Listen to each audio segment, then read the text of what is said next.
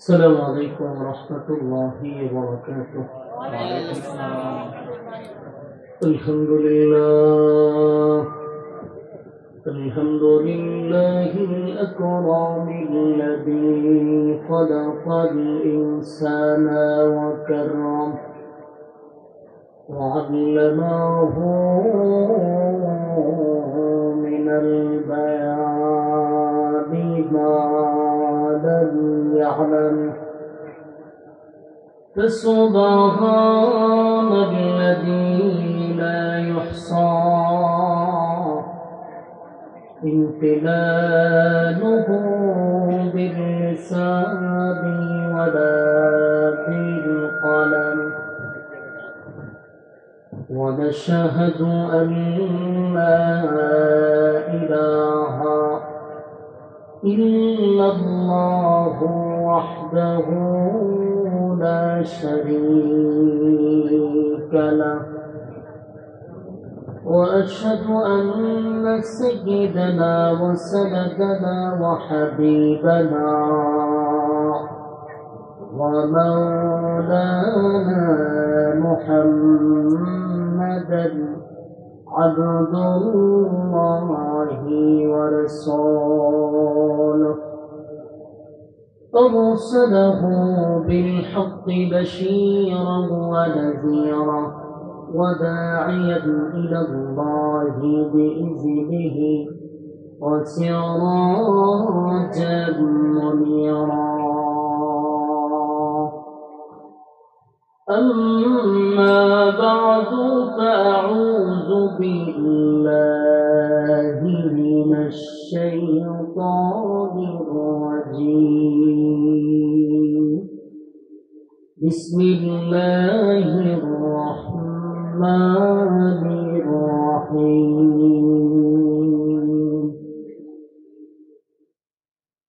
إنا فتحنا لك فتحا مبينا ليغفر لك الله ما تقدم من ذنبك وما تأخر ويتم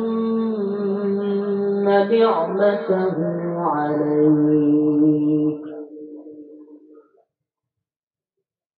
ويهديك صراطا مستقيما وينصرك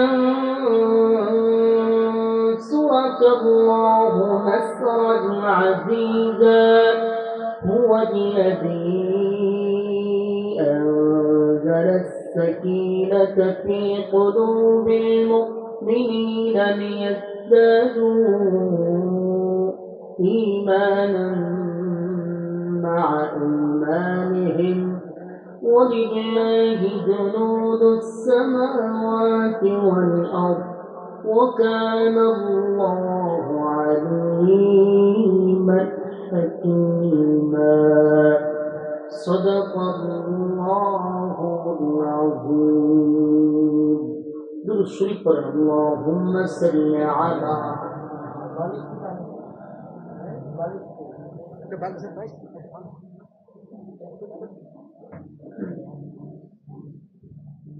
বলতে সাউন্ড উড়ান রিভার্ব দেন, হালকা রিভার্ব রাখুন। দুরূদ শরীফ পড়েন আল্লাহুম্মা সাল্লি আলা মুহাম্মাদ ওয়া আলা আলি মুহাম্মাদ কামা সাল্লাইতা আলা ইব্রাহিম। إنك حميد مجيد। আলহামদুলিল্লাহ।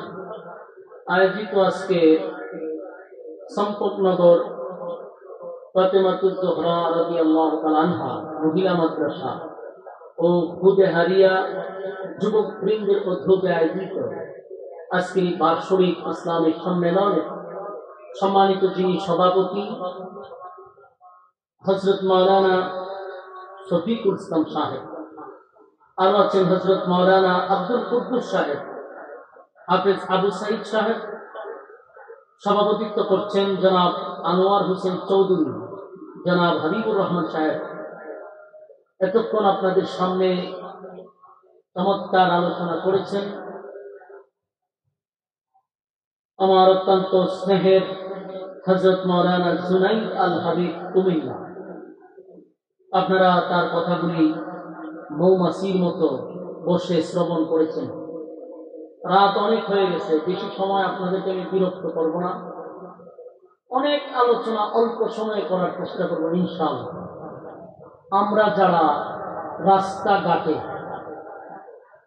দোকান পাটে অনর্থক অপ্রয়োজনে নিষ্প্রয়োজনে সময়টুকু নষ্ট করতেছি, মেহেরবানি করে বিনয়ের সাথে আপনাদের কাছে আমার একটা আবদার, হ্যান্ডেলে বসে যাই।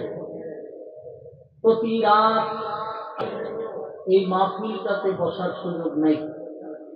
এই বুদ্ধিমান ওই ব্যক্তি তরুণ যুবকদের কাছে আহ্বান, বেহুদা সময় নষ্ট না করে অপ্রয়োজনে আড্ডা না মেরে ঘন্টাখানেক সময় আমরা যদি এখানে বসে থাকি, এই বসাটাকে আল্লাহ নাজাতের একটা উসিলা করে দিতে পারে।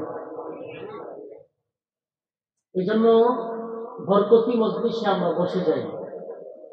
মাজালিসুল কোরআন, মাজালিসুল্লাহ। কোরআন হাদিসের মজলিস, এটা আল্লাহর মজলিস। যতক্ষণ বসা থাকবেন নাযালাত আলাইহিমুস সাকিনা, উপর থেকে সাকিনা রহমত নাযিল হইতে থাকবে। দেখেন তো এখানে সুবহানাল্লাহ আছে, সুবহানাল্লাহ। এই যে এক বয়সের কতগুলো পোলাপান অনর্থক, মানে অনর্থক গল্প করতে আছে, দাঁড়ায় আছে। এতটুকু বোঝে না যে গল্প কালকে করতে পারবে। আজকে যেহেতু ঘর থেকে বাহির হয়েছি, মা বাপদেরকে বলে যে আমরা ওয়াজ মাহফিলে যাব, মা বাপের সাথে তো ধোঁকাবাজি হইতেছে। মা বাপের টুপি পড়াইয়া সুন্দর বেড়ে পাঠাইছে মাহফিল, এত দুবার আড্ডা মারে, রাস্তার ছাড়িয়ে গল্প করে। বাস্তব না বাস্তব? রাত্রে গিয়ে হবে আমি ওয়াজ থেকে আসতাম, মা বাবার সাথে ধোঁকাবাজি করলো।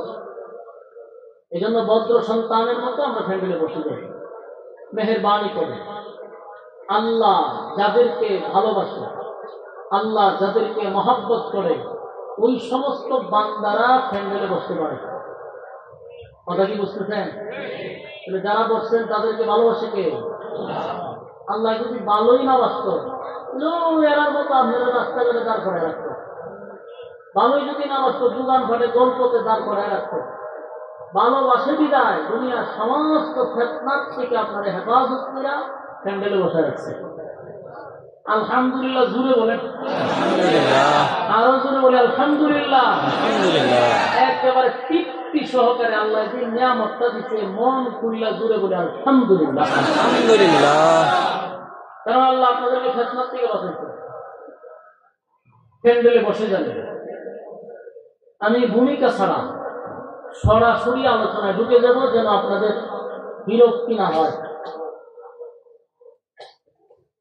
দীর্ঘ সময় আপনারা বসে আছেন, আর বিরক্ত না করে আমরা আপনাদেরকে নিয়ে কথা বলি সরাসরি কোরআন থেকে। ভাই সুস্পৃষ্টতা বন্ধ করেন। সম্মানিত সুধী, আমি আপনাদের সামনে সূরা ফাতাহ থেকে কয়েকখানা আয়াতে কারিমা তেলাওয়াত করছি। এই সূরাটা কেন নাজিল হলো, তার প্রেক্ষাপটটা কি ছিল, কোন ঘটনাকে কেন্দ্র করে আল্লাহ রাব্বুল আলামিন এই সূরা নাজিল করতেন, নাজিলের কারণটা অবশ্যই আমরা জানবো ইনশাআল্লাহ। এর আগে আরো কিছু কথা শোনা দরকার। এই সূরা শেষ অংশ মুহাম্মাদুর রাসূলুল্লাহ ওয়াল্লাযীনা মাআহু আশিদ্দাউ আলাল কুফফারি রুহামাউ বাইনাহুম তারাহুম রুকআন সুজদা। এই যে আয়াতটি, এই আয়াতটা নাযিল করতে সূরার প্রথম। এরপরে আল্লাহ সূরার প্রথম অংশ নাযিল করতে, প্রথম শেষের অংশ নাযিল করতে, আর এই সূরা শুরুটা নাযিল করতে পরে। এই সূরা নাযিল করার মূল পিছনে যে রহস্য ছিল, সাহাবায়ে কেরামদেরকে সান্ত্বনা দেওয়ার জন্য, স্বয়ং রাসূল আরবি সাল্লাল্লাহু আলাইহি সাল্লামকে সান্ত্বনা দেওয়ার জন্য। কথাই বুঝতেছেন? আমরা যদি মনোযোগ দিয়ে শুনি তাহলে একটা বিষয়ের উপরে কথা শুনতে পারবো। আমরা ভূমিকাটা একটু মনোযোগ দিয়ে শুনি, তাহলে সামনের আলোচনা বুঝতে সুবিধা হবে। বলুন, এই সূরার শেষ অংশ নাযিল হয়েছে কখন? আগে না পরে? আগে। শেষ অংশ নাযিল হয়েছে আগে, আর এই সূরার প্রথম বিষয়টা নাযিল হয়েছে পরে। তাহলে নাযিলের মূল কারণ কি? সান্ত্বনা। শেষের অংশ নাযিল করে সাহাবীদেরকে সান্ত্বনা দিচ্ছে, প্রথম অংশ নাযিল করে স্বয়ং রাসূলকে সান্ত্বনা দিচ্ছে। তাহলে কি ঘটেছিল, কি হয়েছিল, যে ঘটনাকে কেন্দ্র করে আল্লাহ সাহাবীদেরকেও সান্ত্বনা দিল, যে ঘটনাকে কেন্দ্র করে রাসূলকেও সান্ত্বনা দিল? এই ঘটনাটা শোনা দরকার আছে না? মনোযোগ লাগবে, খুব মনোযোগ দিয়া কথাগুলি শ্রবণ করবেন। প্রথম অংশ নাযিল করে কেন সাহাবীদেরকে সান্ত্বনা দিল, শেষের অংশ নাযিল করে সাহাবীদেরকে সান্ত্বনা দিল, প্রথম অংশ নাযিল করে নবীকে সান্ত্বনা দিল। শোনার জন্য মন মানসিকতা দরকার, কথা না বলি। যে পোলাপান বাচ্চা বাচ্চা কথা পাওয়া যেত না, আমার সময় কথা বলা যেত, আল্লাহর কথা বলে আপনাদের দিকে মন চলে যায়, আলোচনার মনোযোগ থাকে না। দেখেন, রাসূলের জীবনে 3টা কর্মসূচি আছে। এক একটা অধ্যায়ের কর্মসূচি এক এক রকম। 40 বছরের কর্মসূচি ছিল একরকম, 13 বছরের কর্মসূচি ছিল আরেক রকম, 10 বছরের কর্মসূচি ছিল আবার আরেক রকম। 3 কর্মসূচি এক না, পরিস্থিতির উপরে ডিপেন্ড করছে কোন কর্মসূচি। 40 বছর তো আর রাসূল কাউকে আদেশ করে নাই, নিষেধ করে নাই, তাই তো কর্মসূচিটা ছিল নীরব। আদেশও নাই, নিষেধও নাই, নীরব ভূমিকা। 13 বছরের যে কর্মসূচি, এটা ছিল একতরফা একসাথিয়া নির্যাতন সহ্য করা, ধৈর্য ধারণ করা। আপনারা যদি আমার আলোচনা শুনেন, বুঝেন, তাহলে একটু হা না বললে আমার কথা বলার আগ্রহ উৎসাহ বাড়বে। তাহলে একটু হা না করেন, বুঝা মুখ বন্ধ রাখলে তো না। আপনারা হা না করলে আমার কি কথা বলার আগ্রহ বাড়বে। দেখেন, আল্লাহ রাব্বুল আলামিন 13 বছরের যে কর্মসূচিটা রাসূলের ছিল, সম্পূর্ণটা ছিল একতরফা একসাথিয়া খালি নির্যাতন সহ্য করা। নির্যাতন শুধু সহ্য করছে, একতরফা মায়ের খাইছে। নেক্সট যে 10 বছর মানে মাদানী জিন্দেগি, এখানে কর্মসূচিটা মায়ের খাওয়ান না, খালি মায়ের দেওয়ান। পরের 10 বছরে মায়ের খাওয়ান না, মায়ের দেওয়ান। হ্যাঁ, এই জন্য আপনারা খুব বালা করে শুনছি, ইসলাম খালি মায়ের খায় এমনটা না, মায়ের দিতে হবে যখন দরকার। কর্মসূচি খাইলাম 3টা। আসুন আমরা ওই আলোচনায় যাব, কেন আল্লাহ সান্ত্বনা দিল, কি এমন করুণ ঘটনা ঘটছিল সেই ঘটনার কেন্দ্র করে সূরাটা নাযিল করে সান্ত্বনা দিচ্ছে। দেখেন, যখন কালেমার দাওয়াত রাসূল মক্কাতে শুরু করলো, তখন সমস্ত মুশরিকরা, মূর্তি পূজারীরা নবীর বিরুদ্ধে দাঁড়িয়ে গেল। শুধু বিরোধিতা করছে এমনটা না, নির্যাতন শুরু করছে। সাহাবায়ে কেরামদের উপরে এত নির্যাতন শুরু করছে, নির্যাতনের স্টিম রুলার চাপায় দিচ্ছে। অপরাধ কি? কালেমা পড়ছে, একত্ববাদী খোদার উপরে ঈমান আনছে, শেষ নবীর উপরে ঈমান আনছে, আসমানি কিতাব কোরআনের উপরে ঈমান আনছে। এই অপরাধে সাহাবীদের উপরে শুরু হইল নির্যাতন। নির্যাতন কি পরিমাণ! তখনকার যুগটা ছিল বর্বরের যুগ, জাহিলিয়তের যুগ। এদের নির্যাতনটাও বর্বরের মতো। এরা কোন কোন সাহাবীদেরকে ঈমান আনার কারণে জ্বলন্ত কয়লা, জ্বলন্ত কয়লা বুঝছেন, জ্বলন্ত কয়লার মধ্যে শোয়া দিতে, বুঝেন কেমন লাগবে? জ্বলন্ত কয়লাতে শোয়া দিতে ঈমান আনার অপরাধে, অন্য কোনো অপরাধ ছিল না। শুধুমাত্র ঈমান আনার অপরাধে তাদেরকে জ্বলন্ত কয়লায় শোয়াইছে, অন্য কোনো অপরাধ নাই। চুরি, ডাকাতি, বদমাশি, জেনা, ব্যভিচার টেন্ডারবাজি, খাদাবাজি, লুটপাট, এগুলার কোনো অপরাধ ছিল না। কথা বলেন, এরকম অপরাধ ছিল সাহাবীদের? না, অপরাধ একটা ঈমান আনার কারণে। বাংলাদেশে যতগুলো আলেমদেরকে অতীতে হাতের মধ্যে বেড়ি লাগানো হয়েছে, পায়ে বেড়ি লাগানো হয়েছে, কোন আলেম দুর্নীতিতে জড়িত ছিল একটা প্রমাণ দেন। বাংলাদেশের টেকনাফ থেকে তেতুলিয়া, উৎসাহ থেকে পাতুরিয়া, হাজারো হাজারো গ্রামে ৬৮,০০০ গ্রাম বাংলার যত ওলামায়ে কেরাম আছে, বুকে হাত দিয়ে বলেন আপনার ইমাম সহ বাংলাদেশের কোন আলেমের বিরুদ্ধে কোন দুর্নীতির মামলা আছে? চুরি ডাকাতি আছে? কোন লুটপাটের বিরুদ্ধে তাদের ব্যাপারে কোন অভিযোগ নাই। অভিযোগ একটাই হলো তারা ইমানদার। তাদের কথায় মানুষ রাতের 11টা 12টার পরেও বসে শুনে, এটাই অপরাধ। তাহলে সাহাবীদের যুগেও অন্য কোন অপরাধ ছিল না, অপরাধ একটাই ছিল, ঈমান কেন আনল। আজকেও দেখেন আলেমদের কোন অপরাধ অতীত নাই, এখনো নাই। কোন আলেম দুর্নীতির সাথে জড়িত না, কোন আলেম দেশের টাকা বিদেশে প্রচার করে নাই, কোন আলেম মানুষের অধিকার নষ্ট করে নাই, কোন আলেম কাউকে খুন করে নাই, গুম করে নাই, হত্যা করে নাই। এরপরও যত দোষ মন্দ দোষ আলেমদের উপর। বাস্তব না বাস্তব? সন্ত্রাসী, চাঁদাবাজি, টেন্ডারবাজি, জুলুম নির্যাতন হয় কলেজ ভার্সিটিতে, আর জঙ্গি খুঁজে মাদ্রাসাতে। বাস্তব না বাস্তব? এই জন্য ওই যুগেও খ্রিস্টানরা একটু ব্যতিক্রম, কিন্তু একটা বিষয়কে কেন্দ্র করে তখনও নির্যাতন হইত, এখনো নির্যাতন হয়। সাহাবায়ে কেরামদেরকে এমন ভাবে নির্যাতন শুরু করলো, কেউরে শুয়াইতেছে জ্বলন্ত কয়লা, কাউরে শুয়াইতেছে আবার মরুভূমির উত্তপ্ত গরম বালুর মধ্যে শুয়াই দিতে, বুকের উপরে পাথর দিতে যেন লড়াচড়া না করতে পারে। আপনারা কি মনে হচ্ছেন বাংলাদেশের মরুভূমি বালু, সৌদি আরবের মরুভূমির বালু যারা গেছে 1 কেজি চাউল ডাইলা দিলে সাথে সাথে মুড়ি হয়ে যাবে, এত গরম।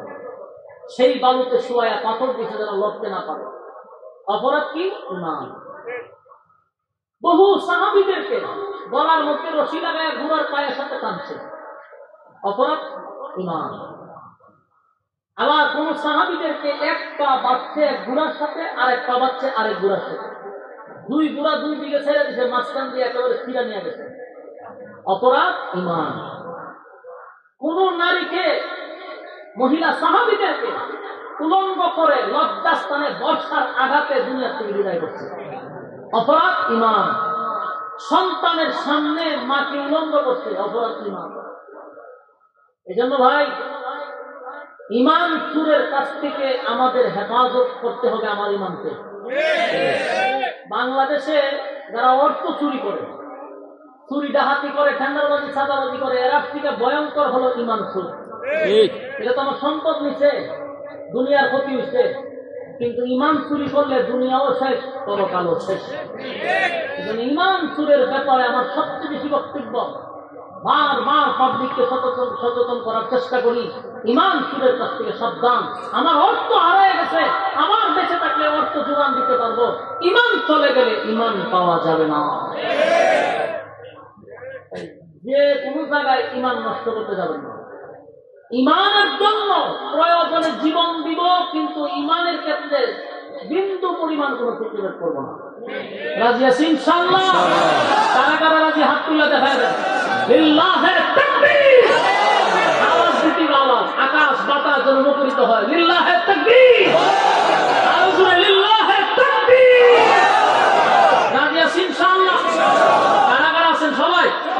আল্লাহ সবাইকে মুনাজাত পর্যন্ত ধৈর্যের সাথে বসার তৌফিক দান করুন, আমিন।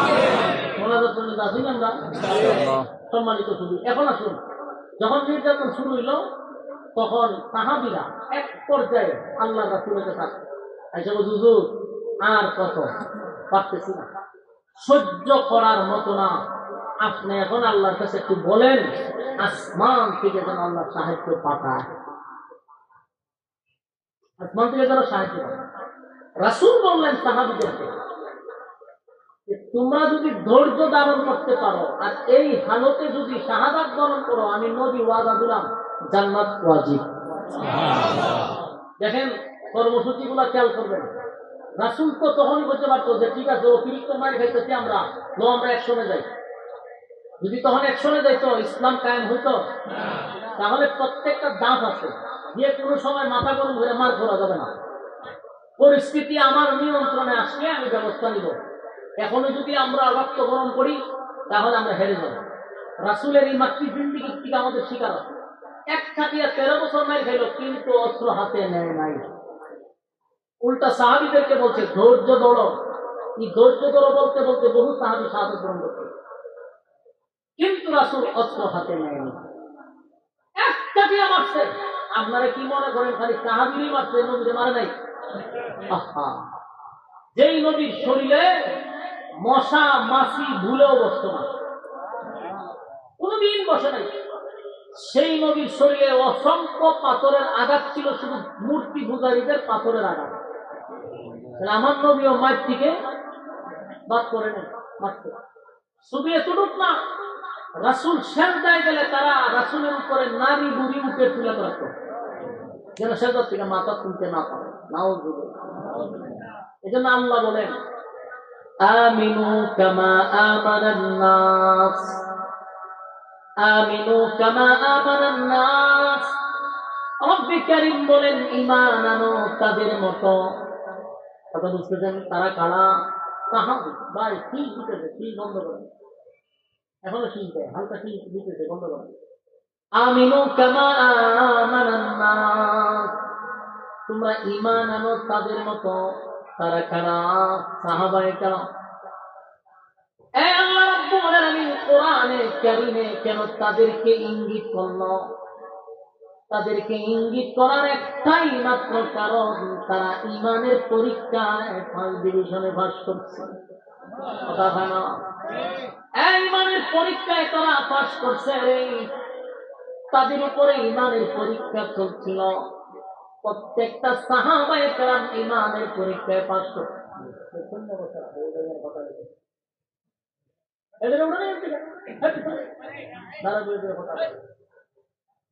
মনোযোগ দেন আল্লাহর রাস্তায় ভাই, কথা বললে তো আমার মন দেব না। আমিনু কামা আমানান নাস, ঈমান আনো তাদের মতো যারা ঈমানের পরীক্ষায় উত্তীর্ণ হয়েছে। এখানে আমিনু আমানান, আমিনু কামা আমানান নাসের ব্যাখ্যা আরো হতে পারে, যেমন ঈমানের পরীক্ষা সাহাবায়ে কেরাম ছাড়াও দিচ্ছে। ওই যে সূরা কাহাফের মধ্যে 7 জন যুবক কিন্তু ঈমানের পরীক্ষায় তারা উত্তীর্ণ হয়েছে।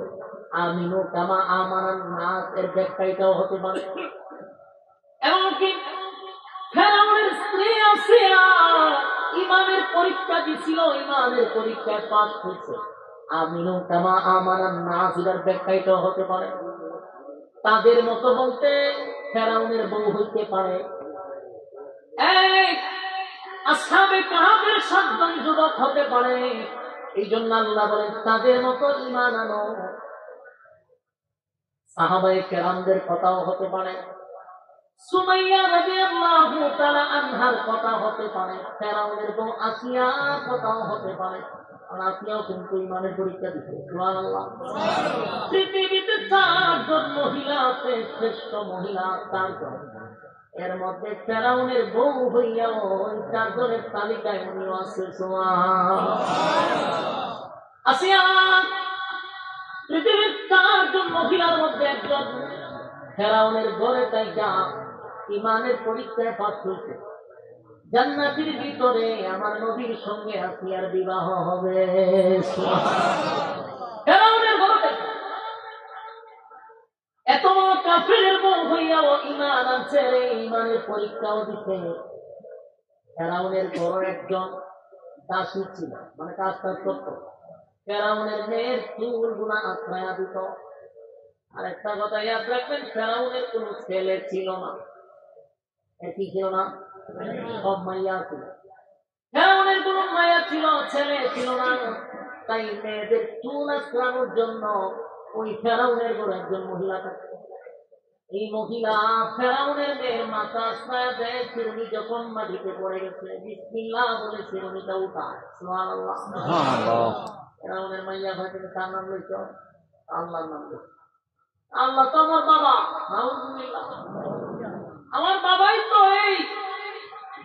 এই জাহানের যিনি প্রভু, তিনি হলেন আমার বাপ ফেরাউন। তুমি আমার বাপ ছাড়াও কি কাউকে খুদা মনে করো? বলে হ তোমার এটা বললো আমার কোনো দেখতে আমার বাপরে খুদা বাদ দিয়ে আরেক খুদার ইবাদত করো, এটা তো মাইনে নেওয়া যাবে না। তখন এই মহিলা বললো আমি যারে খুদা মানি এটা তোর বাপেরও খুদা, তোরও খুদা।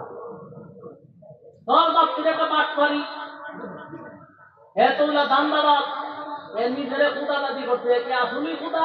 এ যদি খুদাই তো তাহলে নাক বেটা উষা অম্পাস্টিক মার্কা খুদা হইলে আগে খুদা নিজে থাক না কেন ঠিক করবো? এ নাক তো ঠিক না, নাক বড় আসলে ফেরাউন। তোর বাপে নাক ঠিক করে না, ফেরাউনার মাইয়ার মাইনতে লাগছে, এই দিতে লাগছে, দৌড়াই গেছে বাপের কাছে যে বাবা ঘটনা তো করতে বলে কি বলে আপনার সারাও দিয়ে আরেকজন খুদা আছে বলে দেখি তা বলে হ নিউজ পাইলে কোথার থেকে বলে আমার গরু তো যারা দিচ্ছেন আমার খেদমত করতো, হে আপনারা খুদা মানে না, আপনারা হুদা রাখে হুদা আমি বলে বাপা। তখন বলে ঘটনা কি বলো ঘটনা করো, তাহলে তারা নিয়ে ওই মহিলারা দিলে আমার ভাইয়া যা বলছে এটা কি সত্য? বলে এটা তো পুরা সত্য। আমি যারা খোদা মানি তিনি আসমান জমিনের মালিক, যিনি সব কিছু সৃষ্টি করছেন, যিনি কারো কাছ থেকে জন্ম নেয় নাই, কাউরে জন্ম দেয় নাই, উনি এক অদ্বিতীয়। আমি সেই রবের গোলামি করি, তার মতো নিকৃষ্ট ফেরাউনের গোলামি আমি করি না। ফেরাউনের মহিলা বুঝুসনি এর পরিণাম কি? লক্ষণ কিন্তু খুব খারাপ হইব। বলুন যারা ইমানদার এরা কি জালেমের জুলুম ভয় পান? মজা পায় না? বাংলাদেশে 16টা বছর জালেমে জুলুম করছে আলেমদের সাথে, এরপরও কি ওলামায়ে কেরামদের কণ্ঠ ভঙ্গ করা সম্ভব হয়েছে? এরপর আলেমদের কণ্ঠ নিস্তব্ধ করতে পারে নাই। একের পর এক আলেমদেরকে রিমান্ডে নেওয়া হয়েছে, আয়না করে নেওয়া হয়েছে, কিন্তু তার শিষ্যরা সব ওলামায়ে কেরাম জবান বন্ধ করে নাই, চালিয়ে গেছে ফেসবুকের দিয়ে। তাকবীর, আল্লাহু আকবার, নারে তাকবীর, আল্লাহু আকবার। আলেমুল আমার শত্রুরা হুঁশিয়ার সাবধান, ইসলামের শত্রুরা হুঁশিয়ার সাবধান। কারি শোয়াইবা মুতাশাবি সাহেব তাকবীর। আরে অতীত যেমন ছিল বর্তমানও তেমনই আছে, খালি সিস্টেমটা একটু ব্যতিক্রম হচ্ছে, ঠিক কিনা? যুগে যুগে জালেম ছিল, জালেম থাকবে, কিয়ামত পর্যন্ত জালেম থাকবে। জালেমদের উপরে কথা বলেই টিকে থাকতে হবে। জালেমদের রক্ত চক্ষু আমরা ভয় পাই না। ফেরাউনের এই দাসী কয় তুমি আমাকে মৃত্যুদণ্ড দিবা, এর বেশি তো দিতে পারবো না, আমি হাসি মুখে মৃত্যুবরণ মেনে নিব, আমি আল্লাহ করি জান্নাতে যাব। ফেরাউন না কান্দি করো, ফেরাউনে আইন জারি করছে মহিলার গ্রেপ্তার করো, মহিলার গ্রেপ্তার করছে। মহিলার কিছু বাচ্চা ছিল, কোন বর্ণনায় আছে 8 জন, কোন বর্ণনায় 60 জন, কোন বর্ণনায় 12 জন এই মহিলার বাচ্চা ছিল। সবগুলো বাচ্চা সহ মহিলার এক জায়গায় হাজির করছে। কারণ কত খারাপ একটু চিন্তা করেন, জানেন কত বোকা। কারণ মহিলার সামনে দাঁড়াইয়া বলতেছে মহিলা এই জায়গাতে আমার সারা কেউ কাউরে খোদা মানে না, আমার রাজত্বের ভিতরে আমার এই খোদা মানতে হবে। তুমি যদি আমার খোদা না বলে স্বীকার না করো তাহলে তোমার বাচ্চাগুলির আমি গরম তৈরি রেখে দিব। তেল বড় একটা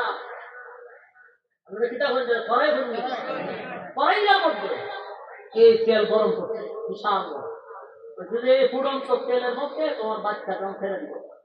আচ্ছা আপনি আমার বাচ্চারা যদি এইভাবে তেলের মধ্যে ছেড়ে দিবা, আমরাও ইমান ঠিক থাকবো নি? আমরাও কি ইমান সন্দেহ আছে? আমরা তখন হ্যাকমত খাটাবো বলে এখন এরা মাইনা লাই পরে তোলা করলাম, ঠিক নেই? বুদ্ধি তো অভাব নাই। বিকালে তখন করবো যারে যান বাসানি খরচ, তখন এই যান বাসানি খরচ এনে ঢুকাই দিব। মারাত্মক। আমরা উজুর হচ্ছে কত ধরনের ফতুয়া দিয়ে আপনার রাখতে করা হবে বুঝতে না জান্নাতানি খরচ আমি খরচ কামাদাই করছি পরে গিয়ে আবার কালে মাগুর ইহার নামই মান না ইহার নাম কারণ মানে মহিলা এই পুরন্ত তৈলের মধ্যে একটা একটা করে তোমার সব বাচ্চাকে আমি ছেড়ে দিব এখনো সময় দিলাম সিদ্ধান্ত নাও কাউরে কারে তুমি খুদা মানবা এই মহিলা তখন তার চেহারার দিকে তাকায় বলে ফেরাউন এই ক্ষণস্থায়ী দুনিয়ার জন্য আমার কোনো আফসোস নাই সুবহানাল্লাহ ক্ষণস্থায়ী দুনিয়ার জন্য আমার কোনো আফসোস নাই আমার কোনো আফসোস নাই আমার কোনো আফসোস নাই আমি চিরস্থায়ী জান্নাত আমার মালিকের কাছে চাই মারে তার কলাইয়া ফেরাউনের লোকেরা সাঙ্গ পাঙ্গরা ওই মহিলার বাচ্চাগুলিকে প্রথম তেলের মধ্যে ছেড়ে দিচ্ছে চিন্তা করতেছেন আপনারা মাছ বাজি যেভাবে করেন একটা মানুষ হিসেবে ধৈর্য হয়েছে চোখের সামনে যদি আপনার সন্তান তারে এমন করা হয় বাবা হিসাবে মা হিসাবে আমরা বরদাস্ত করতে পারবো না কলিজার টুকরা সন্তানগুলিকে ফেরাউন গরম তৈলের মধ্যে ছেড়ে দিল এই দৃশ্য দেখে কোনো মা টিকতে পারবে না কোনো মা সহ্য করতে পারবে না মা চিৎকার দিয়ে বলে মালিক আমার কলিজার টুকরা সন্তানগুলিকে আমার চোখের সামনে একে একে গরম তৈলের মধ্যে ডালা হচ্ছে আল্লাহ আমি মা হিসাবে আমার জানটা ছটফট ছটফট করতেছে কিন্তু আমার এটা বিশ্বাস হয়নি মালিক আমার সন্তানের বিনিময় হলো আমার ইমানের হেফাজত করো আমি যেন শেষ পর্যন্ত তোমার উপরে ইমান আনতে পারি আল্লাহ পরিস্থিতির উপরে যেন আমাকে আপনি অটল রাখবেন একে একে সবগুলা বাচ্চারে যখন তৈলের মধ্যে ছেড়ে দিছে মহিলা একটা মিনিটের জন্য সন্তানের জন্য চিন্তা করে নাই ভাবেও নাই শেষের যে সন্তানটা ছিল দুধের সন্তান দুধ খাইতো ছোট বাচ্চা এই বাচ্চাটাকে ফেরাউন টান দিয়ে নিয়ে বলে মাসিকা বল কালেমা ছাড়বি না আমারে খোদা হিসাবে মানবি কোনটা করবি সিদ্ধান্ত কি মহিলা ডাক দিয়া বলে একে একে আমার 10টা সন্তানকে তুই আগুনে পুরাইবি কালেমা ছাড়লাম না তুই কেমনে ভাবলি এখন আমি কালেমা ছেড়ে দিব কিন্তু ফেরাউনের হাতে যে বাচ্চা এটাকে দুধের বাচ্চা 10টা বাচ্চাকে তৈলের মধ্যে ছেড়ে দেওয়ার পরে যতটুকু কষ্ট লাগছে দুধের বাচ্চাটাকে যখন ফেলে ছেড়ে দিবে তখন একটা মা দুধের বাচ্চার দিকে তাকাইয়া ঠিক থাকার কথা ছিল না যদি আমার মালিক তার উপরে রহম না করত আমার যুবক ভাইরা মহিলাটা ডাক দিয়া বলে ফেরাউন আমার কোনো দুঃখ নাই কারণ আমি আমার রবের ডাকে চলে যাব সন্তান কেন আমারে যদি 1000 বার জীবিত করে 1000 বার তুই আমার আগুনে পোড়াব কসম খোদা আমি কালেমা ছাড়ব না দুধের বাচ্চাটারও আগুনে ফেলে দিচ্ছে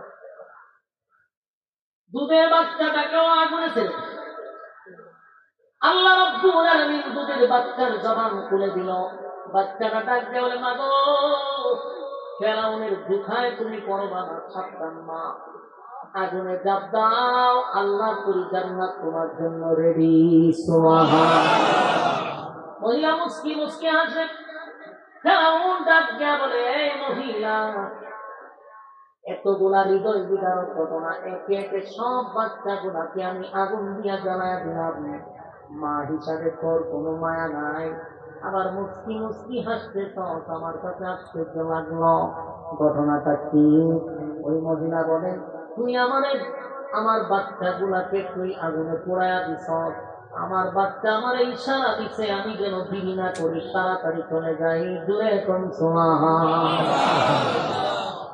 এবার ফেরাউন ওই মহিলাকেও আগুনে ছেড়ে দিবে মহিলা বলল আমার আগুনে ছাড়ার আগে অনেকটা সত্য আছে রে ফেরাউন কয় বল কি সত্য সত্য মানব আমার সত্য হলো এই তৈলে তো আমার 11টা বাচ্চা সহ কোনো বর্ণনায় 8টা কোনো বর্ণনায় 4টা আমার সন্তানগুলাকে তৈলের মধ্যে বাজি করে দিবি, আমারও ছেড়ে দিবি।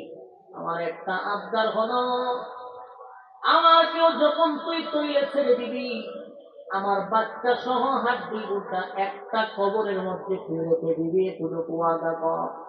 ফেরাউন মহিলার শর্ত মেনে নিল। মহিলারে জিজ্ঞাসা করে আবদার কেন? বলে কিয়ামতের কঠিন ময়দানে ইসরাফিল আলাইহিস সালাতু ওয়াস সালামের তৃতীয় সিংহায় যখন ফুঁক দেওয়া হবে, প্রত্যেকটা মানুষের ভিতরে আল্লাহ আবার রূহটা দিবে। মানুষগুলা কাদা মাটির নিচ থেকে আবার উঠে দাঁড়াবে। যাকে যেখানে দাফন করা হয়েছে সে সেখান থেকে উঠে দাঁড়াবে। কারো মৃত্যু যদি সাগরের একেবারে তলদেশে হয়, সেখান থেকে সে উঠে দাঁড়াবে। পাহাড়ের উঁচু টিলায় যদি মৃত্যু হয়, সেখান থেকে উঠে দাঁড়াবে। এ ফেরাউন, কিয়ামতের কঠিন ময়দানে আমি যেন আমার সন্তানগুলাকে নিয়ে একটা কবর থেকে উঠে আল্লাহর সামনে দাঁড়াইতে পারি, আমার মালিকের সামনে যেন আমি উপস্থাপন করতে পারি। মালিক, জীবনে কিছু করতে পারি নাই, তোমার ঈমান রক্ষার জন্য আমার বাচ্চা সহ ফেরাউনের নির্যাতনে আমরা শাহাদাত বরণ করছি, একই কবর থেকে উঠে যেন দাঁড়াইতে পারি। ফেরাউন তার এই শর্তগুলা মানছে, এরপরেও এই মহিলা কইলে চাপ দিতে ইমানটা দেয় নাই। জুড়ে জুড়ে কোন আল্লাহু আকবার। একটা জবান বন্ধ রাখবেন না, জুড়ে কোন আল্লাহু আকবার। এই ইমানের আওয়াজ দিয়ে বলেন আল্লাহু আকবার। এদের ইমান কারে কয় গো, ইমান কারে কয়, ইমান কারে কয়, ইমান কারে কয়। আল্লাহ কয় আমিনু কামা আমানান নাস। এ তোমরা ইমান আনো তাদের মতো, তাদের মতো। তারা তারা হয় আসিয়া হতে পারে, আর না হয় সুমাইয়া হতে পারে, সাহাবায়ে কেরাম হতে পারে, আসহাবে কাহাফের 7 জন যুবক হতে পারে। আমার যুবক ভাইরা, ইমান আনার কারণে একের পর এক নির্যাতন হইছে, নির্যাতন হইছে, ইমানের পরীক্ষা ফার্স্ট ডিভিশনে পাস হইছে। এবার ফেরাউন ঘরের ভিতরে গিয়া দেখে ফেরাউনের দাসীরে তো ইমান না আনার কারণে, ফেরাউনকে খোদা না মানার কারণে মৃত্যুদণ্ড দিল। ঘরের ভিতরে গিয়া দেখে আসিয়াও ফেরাউনকে খোদা মানে না। এবার ফেরাউন বলে, আসিয়া তুমিও কি ওই মহিলার রবকে রব মানো? বলে হ্যাঁ, আমি তো বহু আগ থেকে করে খোদা মানি না।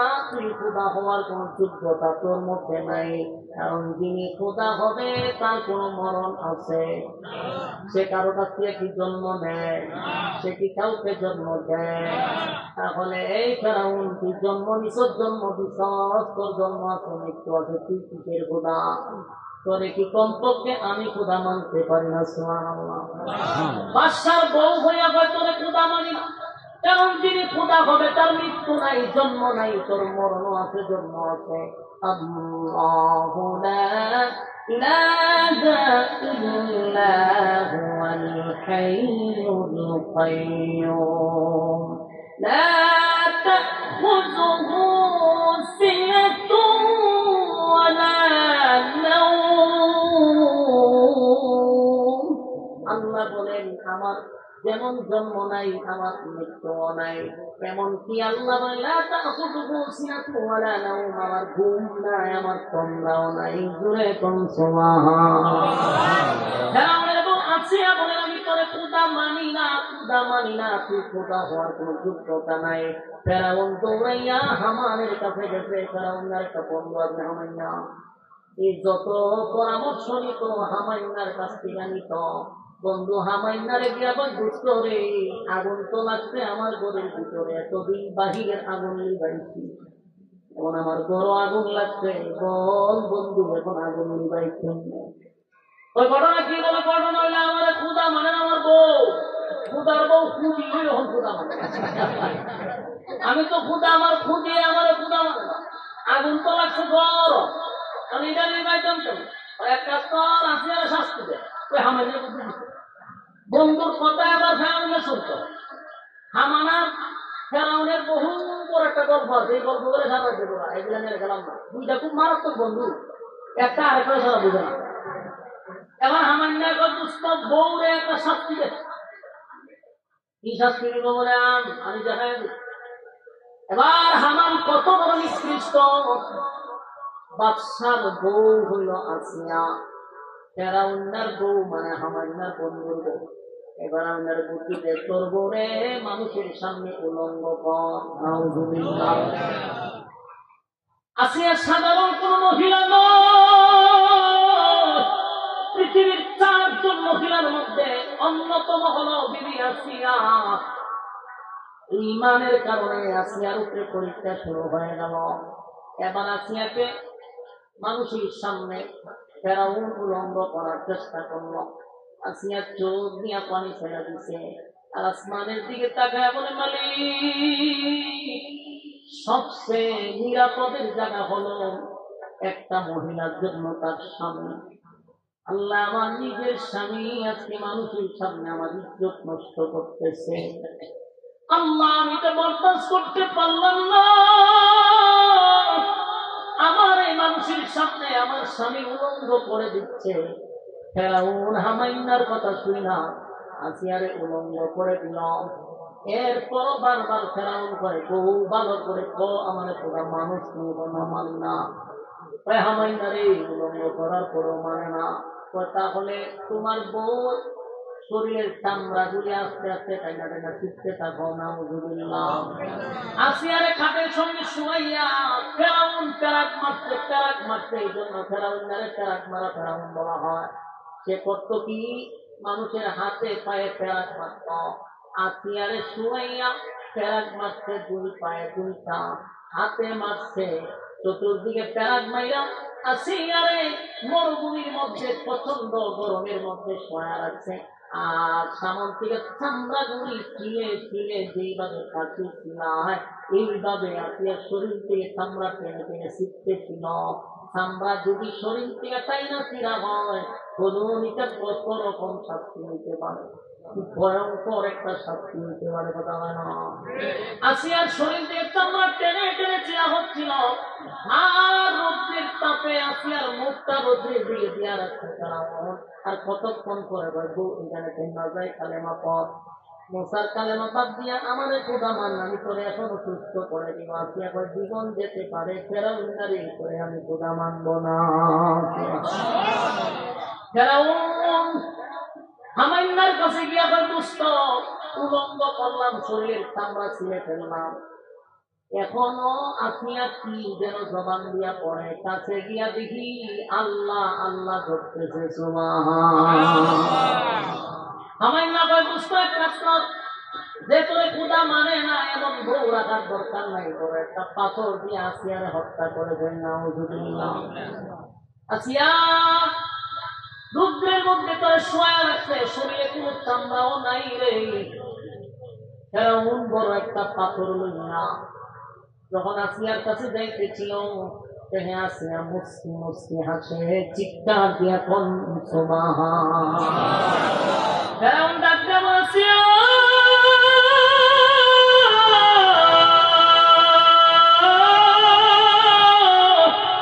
এত নির্যাতনের পরে কারো জবান দিয়া হাসি আসার কথা নয় গো। এত নির্যাতনের পরে তুই কেন হাসতেছ? আসিয়া তোর দুহাই লাগে, মৃত্যুর আগে সত্য কথাটা বল, কেন তুই হাসস? আসিয়া কই, আমি মিথ্যা বলি না, আমি আমার চোখের সামনে আল্লাহ তুই জান্নাত দেখতেছি, আমার জান্নাত ডাকতেছে, তাই আমি এই দৃশ্য দেখে নাজ নিয়ামত দেখে আনন্দে আর হাসি কামায় রাখতে পারলাম না। আমার কখন দুনিয়ার থেকে বিদায় হব, আমার চোখ দিয়ে আমি জান্নাত দেখতেছিলাম। আসিয়ারে যখন ফেরাউন পাথর মারতে লাগলো, পাথর মারার আগে আল্লাহ আসিয়ার জান কবজ করে ফেলছে, আসিয়ারে দুনিয়ার থেকে বিদায় করে দিছে। এবার ফেরাউন আসিয়ার মাথায় বড় আঘাত করল, আসিয়া জীবনটা দিয়া দিল, কিন্তু বিনিময়ে ইমান দেয় নাই। আমার জীবন পায়, এই ইমানের ক্ষেত্রে শব্দ আমিনু কামা আমানাল্লাহ, ইমান আর তাদের মতো যারা ইমান আনতে জীবন দিয়া গেছে কিন্তু ইমান দেয় নাই, ইমান দেয় নাই। যুবক ভাইরা, যখনই আমি আপনি ইমান আনবো, নিজের ইমানদার দাবি করবো, কসম খোদার আপনার উপরে পরীক্ষা আসবে। পরীক্ষা আসবে, কোনো সন্দেহ নেই, কোনো সন্দেহ নাই। যার যেমন ইমান তার তেমন পরীক্ষা। আল্লাহ বলেন বান্দারে আমি অনেক রকম পরীক্ষা নিতে পারি। কাউরে গরিব বানাইয়া পরীক্ষা নিবে, কাউরে ধনী বানাইয়া পরীক্ষা নিবে, কাউরে আবার মুসিবত একটার পর একটা মুসিবত দিয়ে আল্লাহ পরীক্ষা নিবে। যে হালতেই থাকবো সর্ব হালতে বলবো আলহামদুলিল্লাহ, আমি আমার মালিকের উপরে খুশি। মালিক পরীক্ষা নেয় গো, পরীক্ষা নেয়। পরীক্ষায় উত্তীর্ণ হইলে পরে আল্লাহ জান্নাত দিন, জান্নাত দিন। আল্লাহ বলে ইন্নাল্লাযীনা আমানু ওয়া আমিলুস সালিহাতি কানাত লাহুম জান্নাতুল ফিরদাউসি নুজুলা। তোমরা যদি ঈমান আনো, নেক আমল করো, আমি আল্লাহ তোমাদেরকে ওয়াদা দিলাম জান্নাতুল ফিরদাউস করে দিব। আল্লাহ ওয়াদা দিলাম কানাত লাহুম জান্নাতুল ফিরদাউসি নুজুলা। জান্নাতের মধ্যে সর্বোচ্চ ভিআইপি জান্নাত হলো ফিরদাউস। জান্নাতুল ফিরদাউসের মেহমান বানাবে আল্লাহ নিজে ঘোষণা দিয়েছে। যুবক ভাইয়েরা, বিনিময়ে ঈমান থাকতে হবে। 13টা বছর আমার নবীর সাহাবীদের উপরে এত নির্যাতন, এত নির্যাতন, নিপীড়ন শুরু হয়ে গেল। শুধু সাহাবায়ে কেরামদেরকে ঈমানের কারণে এত নির্যাতন করতে, বিষয়টা এমন না। আমার নবী সিজদায় গেছে রে, খানায় কাবার সামনে নবী সিজদায় গেছে। বেঈমানরা আমার নবীকে নারী বুড়ি নবীর পিছনে রেখে দিছে। নবী সিজদা থেকে মাথা তুলতে পারে না, এত নির্যাতন সহ্য করলো। বেঈমানরা এবার সিদ্ধান্ত নিল আল্লাহর পয়গম্বরকে দুনিয়া থেকে চিরবিদায় করে দিবে। আল্লাহ বলে বন্ধু 40 বছর আপনি চুপ ছিলেন আমার ওয়ার্ডারে, 13 বছর একসাথে নির্যাতন সহ্য করছেন আমার ওয়ার্ডারে। বন্ধু এবার আমি আপনাকে অর্ডার দিলাম, আপনার বিটা মাটি চাইরা দূর, বহু দূর মদিনায় চলে যান। আমার যুবক ভাইরা, আল্লাহর অর্ডারে পয়গম্বর মক্কা থেকে মদিনায় রওনা দিল রে। নিজের বিটা বাড়ি চাইরা কি কেউ যাইতো চায়? কথা বললেন যে আপনারা বিরক্ত হইতেছেন? চাইরা দিলে আমার ডাবল সুবিধা, খারাপ লাগতেছে। আওয়াজ না দিলে বুঝবো আপনারা বিরক্ত। নিজের পিতা বাড়ির থেকে যদি কোনো নেতা আপনার ঘর থেকে বাহির করে দেয়, কষ্ট লাগবে। নিজের পিতা বাড়ির ছাইরা কেউ যাইতে চায় না। আমার নবীরে যখন আল্লাহ বলছে বন্ধু পিতা বাড়ির ছাইরা সব কিছু ত্যাগ করে আপনি দূর, বহু দূর চলে যান। আমার নবী যায় মদিনার দিকে, পিছনে ফিরা খানায় কাবার দিকে তাকায়। নবীর মনটা যেন মক্কা ছেড়ে যেতে চায় না গো। পিছন ফিরে চায় আর নবী কান্দে। নবীর কান্না দেখা বনের পশুরা পর্যন্ত কান্দে রে। কিন্তু বেঈমান আবু জাহেলদের মায়া লাগে না। কথা কোন ঠিক নেই? বনের পশু চিহ্ন ঝরে, চিহ্ন না হয় মানুষ তারে। বনের পশু চিহ্ন ঝরে, চিহ্ন না হয় মানুষ তারে। আল্লাহাদে ডাকে দিলে তাই, আল্লাহাদে ডাকে দিলে তাই, কাপের বেদিন পাথর মারে। চিহ্ন না হয় মানুষ তারে, চিহ্ন না হয় মানুষ তারে। আবু জাহেল বেড়া মন্দ কাজে ছিল সেরা। আবু জাহেল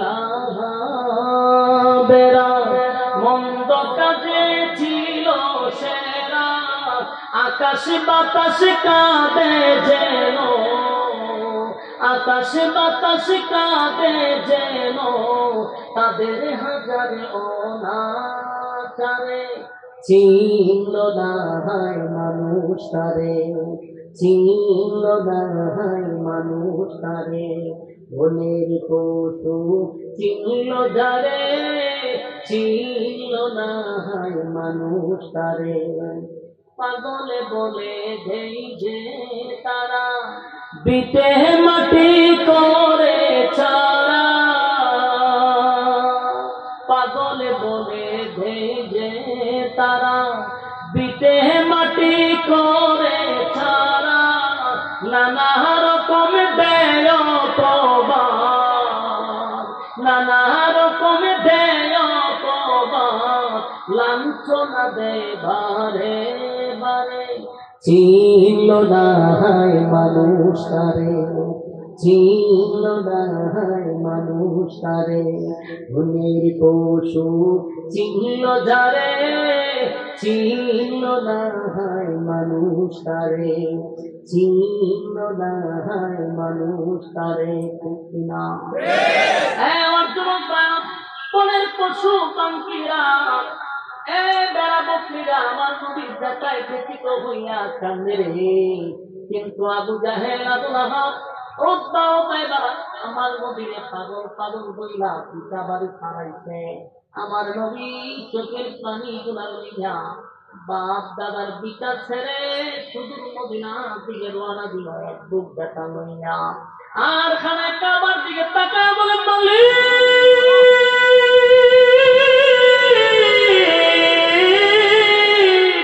আমার মনটা চায় না গো খানায় কাবা রেখে আমি দূর মদিনায় চলে যাই আমার মনটা চায় না এই যে খানায় কাবা আল্লাহ নবী বলেন কাবারে তোরে সাইরা দিতে আমার মনটা চায় না নবী কান্দে আল্লাহ নবী মদিনায় যখন পৌঁছে গেল মদিনায় যাওয়ার পরে একটা বছর যখন মদিনায় হয়ে গেল তখন আবু জাহিল্লা মক্কা থেকে সিদ্ধান্ত নিল মুহাম্মদ মদিনায় গেছে যদি তার দল বড় হয়ে যায় যদি আবার দল বড় কইরা মক্কায় হামলা করে তাহলে আমাদের অস্তিত্ব থাকবে না যেমন শয়তান তার ভাবনা করে শয়তানের কথা হয় না কত সাল্লাল্লাহু নবী সব সাইরা দিয়া মদিনায় গেছে আবু জাহেলের সেখানে ঘুম না যদি মুহাম্মদ আবার ফিরে আসে আবু জাহেল সিদ্ধান্ত নিল 1000 অস্ত্র সহ 1000 বাহিনী অস্ত্র সহ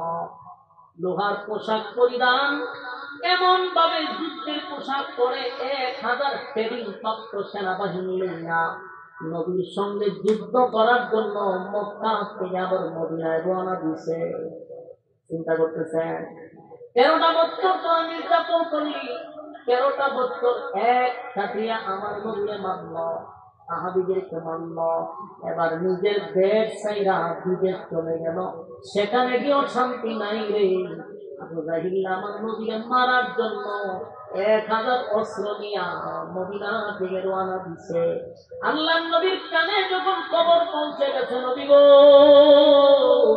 আবু জাহিল 1000 বাহিনী লইয়া আপনার সঙ্গে যুদ্ধ করতে চায় আল্লাহ নবীর মন ভেঙে গেছে কারণ নবীদের সাহাবীদেরকে নিয়ে মদিনায় আসছে হাতে গোনা কয়েকজন সাহাবী 13টা বছর নির্যাতন করছে এখনো শরীরের আঘাত এখনো শুকায় নাই আঘাতের চিহ্নগুলি এখনো শুকায় নাই পেটেও খাবার নাই রে শরীরেও পোশাক নাই হাতে অস্ত্র নাই কেমনে যুদ্ধ করবে কেমনে 1000 বাহিনীর সামনে দাঁড়াবে আল্লাহ নবী চিন্তা করে চোখের পানি ছেড়ে দিয়ে 2টা হাত আসমানের দিকে উঠায় বলে মালিক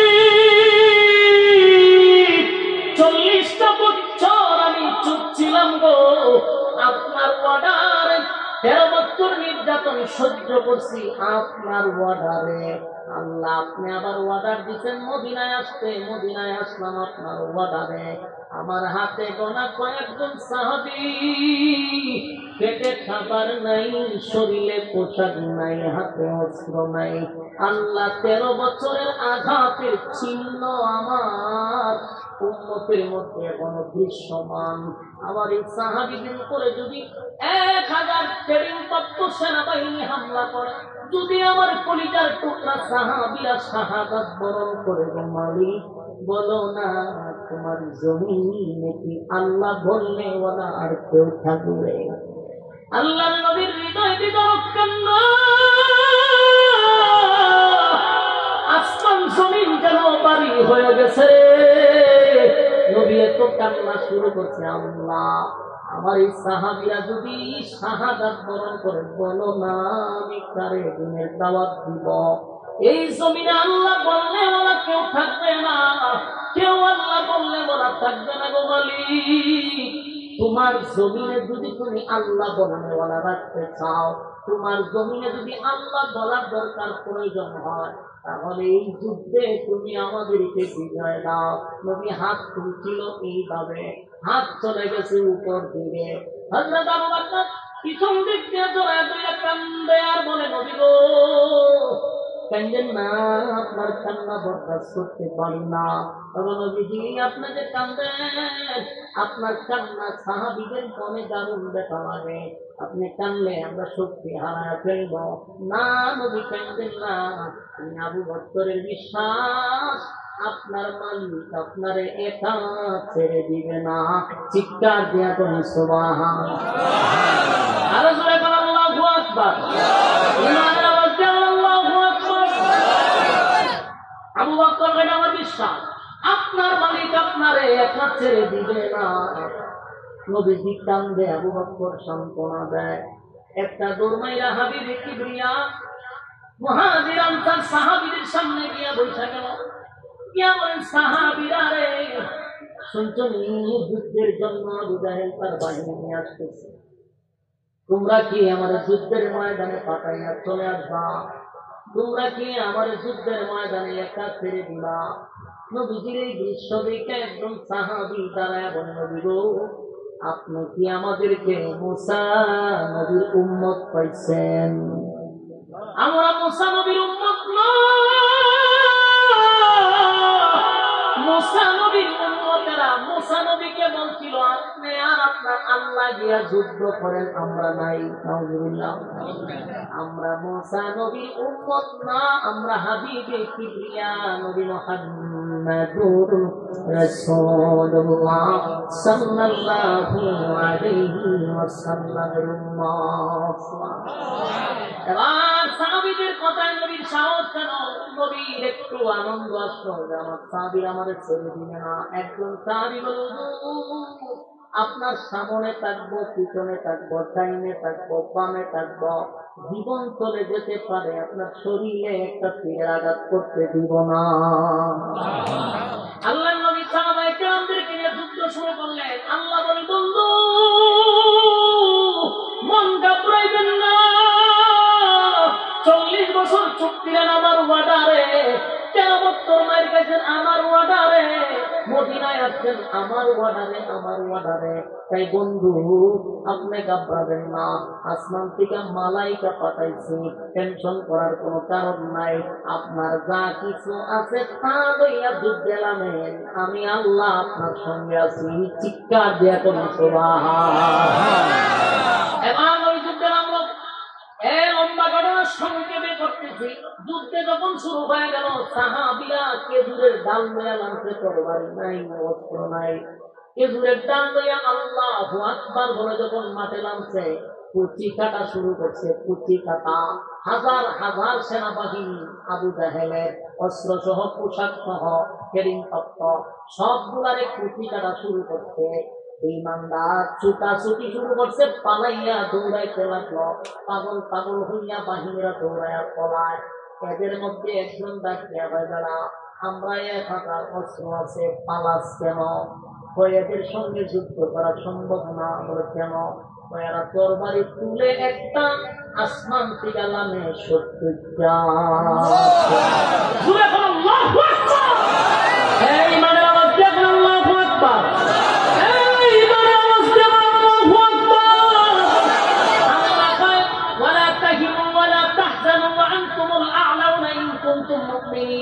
তোমরা বিজয় হবা, তোমরা বিজয় হইবা, তোমরা বিজয় হইবা। তবে সত্য হলো তোমরা যদি মুমিন হও তাহলে তোমাদেরকে বিজয় দান করব। সুবহানাল্লাহ। যুদ্ধ শুরু হয়ে গেল। আল্লাহ বদরের যুদ্ধ 313 জন দিয়া একেবারে বিজয় দিয়া দিচ্ছে। এরা এমন পরাজিত হয়েছে বেঈমানরা, কেউ জাহান্নামে চলে গেছে, কেউ বন্দী হয়েছে, কেউ পলায়া গেছে। আর ইতার নেতৃত্বে ছিল আবু জাহেল, নেতৃত্বে কে ছিল? আবু জাহেল অহংকার গর্ব নিয়ে আসছিল যুদ্ধ করার জন্য। আল্লাহ ভাই আবু জাহিলারে বড় কোন সাহাবী দিয়ে আমি মারি নাই। 13 বছর 11 বছরের দুই বাচ্চারে দিয়া মাআজার মুআদ দুইটা ভাই 11 বছর বালেগ হয় নাই। এই দুই ভাই আবু জাহিলারে সাইজ করছে। বুঝে অহংকার নিয়ে আসছিল। আল্লাহ না বাবা দুই বাচ্চা দিয়ে তো হুতা গেছে, বড় বড় বেড়াগিরি দেখাইছ, ছোট বাচ্চা দিয়ে হেরে হুতায়া দিছে। আল্লাহ মুসলমানদের বিজয় দিছে। এই বিজয় কি অস্ত্রের বলে হইছে না ইমানের বলে? আমার যুবক ভাইরা, একে একে যুদ্ধ শুরু হয়ে গেল। একটা দুইটা নয়, অসংখ্য শত শত যুদ্ধ হয়েছে। সব যুদ্ধ আল্লাহ মুসলমানদের বিজয় দিছে। যুদ্ধের পরে যখন মদিনায় প্রায় 6 বছর হয়ে গেছে, কয় বছর? 6 বছর হয়েছে, মানে মক্কার থেকে আসছিল 6 বছর হয়ে গেছে। 6 বছর পরে আল্লাহর হাবিব একদিন স্বপ্নে দেখছে সাহাবীদেরকে নিয়া বেড়া বকরি লইয়া মক্কায় গেছে হজ করার জন্য। হজ উমরা করে নিরাপদে আবার মদিনায় আসছে। স্বপ্ন দেখার পরে ফজরের নামাজের পরে মসজিদে নববীর মধ্যে সাহাবায়ে কেরামদের সামনে নবী স্বপ্নটা বলল, ও সাহাবীরা শোনো, স্বপ্নে দেখছি আমি তোমাদেরকে নিয়ে গেছি মক্কায় হজ উমরা করার জন্য, আবার নিরাপদে মদিনায় আসছি। হযরত ওমর লাফ দিয়া দাঁড়ায় গেছে, ডাক দিয়া দাঁড়ায় বলে, হুজুর আপনার স্বপ্ন তো আর স্বপ্ন নয় গো, এটা তো ওহী। আপনার স্বপ্ন বাস্তব। 6টা বছর হয়ে গেল নিজের মায়ের ব্যাগ, বাবার ব্যাগ, দাদার ব্যাগ, দুটা বাড়ি ছাইরা আছি, আজও মক্কায় যেতে পারি নাই। আপনি যেহেতু স্বপ্নে দেখছেন, নিরাপদে গেছেন, নিরাপদে আছেন, তাহলে বাস্তব, চলুন আমরা হজ উমরা করতে যাব। নবী সাহাবায়ে কেরামদেরকে লইয়া প্রায় 1500 সাহাবী লইয়া মক্কার দিকে রওনা দিছে। মক্কার দিকে রওনা দেওয়ার পরে মক্কার দ্বার প্রান্তে নবী চলে গেছে। মক্কা থেকে 21 কিলোমিটার দূরে একটা জায়গার নাম হলো হুদাইবিয়া। মক্কা থেকে 21 কিলোমিটার দূরে হলো হুদাইবিয়া নামক একটা জায়গা। সেখানে নবীদের তাবু বানাইছে। ওই দিকে তখন মক্কার নেতৃত্ব যে দিত তার নাম হলো আবু সুফিয়ান। আবু সুফিয়ানের কানে গিয়ে পৌঁছে গেছে আব্দুল্লাহ পুত্র মুহাম্মদ মদিনার থেকে বাহিনী লইয়া আসছে মক্কা দখল করার জন্য। মক্কা দখল করার জন্য